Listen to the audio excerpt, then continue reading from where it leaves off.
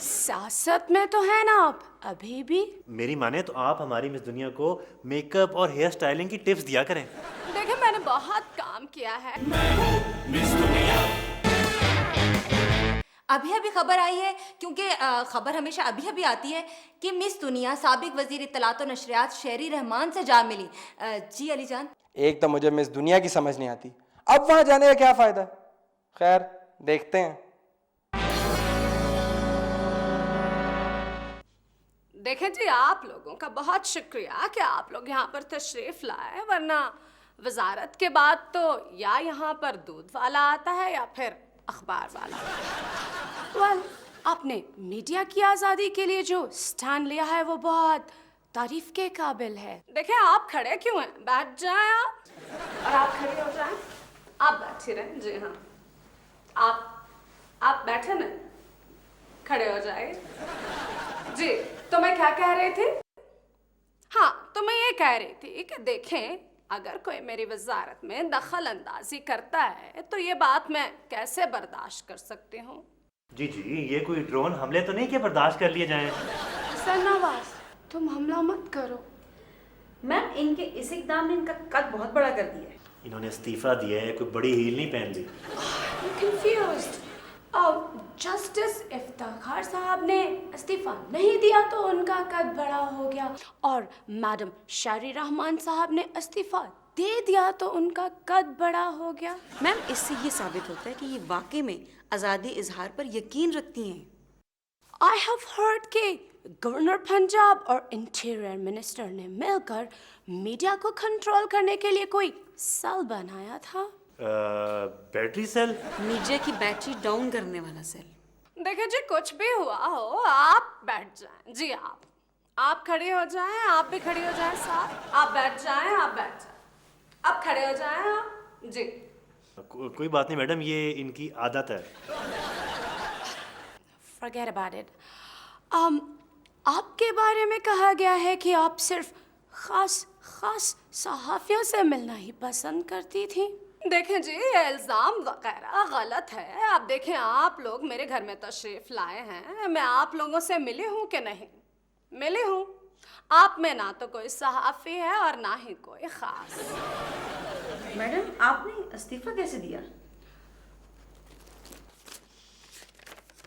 ऐसे। पहले तो आपने ज़बानी इस्तीफा दिया था। देखें जी, बात यह है कि आजकल तलाक और इस्तीफे जो होते हैं वो ज़बानी ही हो जाते हैं, और मैंने अपनी इस्तीफे की एप्लीकेशन सहाफ़त के जॉब के दिनों में ज़बानी याद कर ली थी। उस रात सुना दी फर।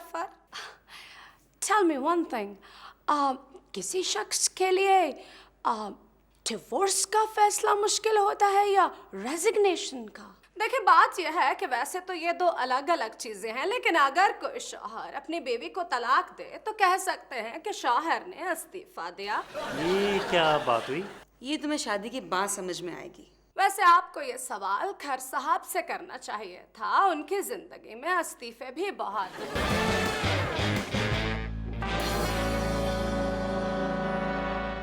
कुछ दिल जलों का ख्याल है कि वुकला तहरीक स्पॉन्सर्ड तहरीक थी। हमारे नुमाइंदे ने इसका सुराख लगा लिया है। क्यों अली जान? जी बल्किस, ये साबित हो चुका है कि वुकला तहरीक को मीडिया ने चलाया, और मीडिया को स्पॉन्सर किया मोबाइल कंपनियों ने, और मोबाइल कंपनियों ने अपना तमाम तर लगाया हुआ पैसा बमासूद वसूल किया वुकला तहरीक से। वो कैसे? अजी देखिए ना, 3 नवंबर 2007 को जज साहिबान की बरतरफी और इमरजेंसी के निफाज की खबर के बाद भेजे जाने वाले करोड़ों SMS के जरिए इन मोबाइल कंपनियों ने जो रिकॉर्ड तोड़ बिजनेस किया, उसे बाद में जज साहिबान ही की दूसरी खबर यानी कि बहाली की खबर के बाद भेजे जाने वाले SMS की आमदनी ने तोड़ा। यह इस तहरीक की वाहिद तोड़-फोड़ थी। तो इस तरह साबित हुआ कि वुकला तहरीक जज साहिबान की बहाली से ज्यादा मोबाइल कंपनियों की खुशहाली की तहरीक।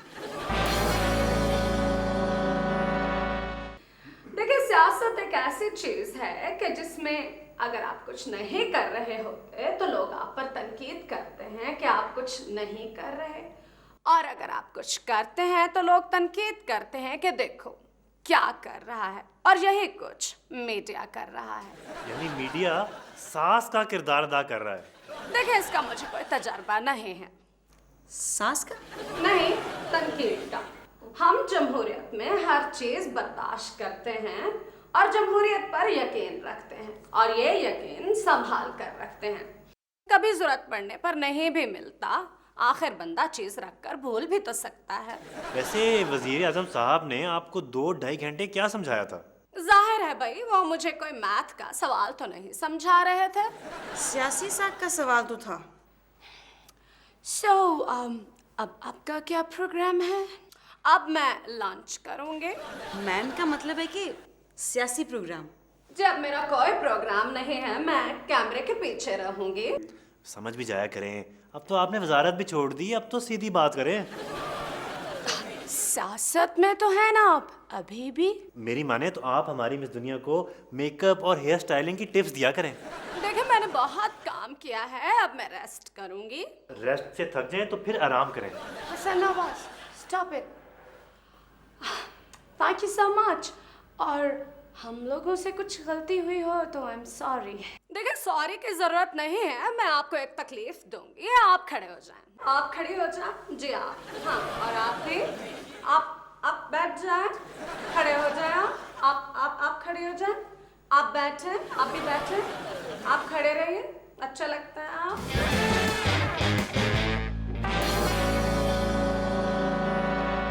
मिस दुनिया ने हमारी फिल्म इंडस्ट्री के मामलात में जिस तरह गहरी दिलचस्पी का इजहार किया है, इतना इंटरेस्ट तो हमारी किसी फिल्म एक्ट्रेस ने अपनी फिल्म में नहीं लिया। सकाफती हलकों ने इसको बहुत सराहा है। जी अलीजा। ये हल्के भी ना पेट के हल्के हैं, फौरन बयान।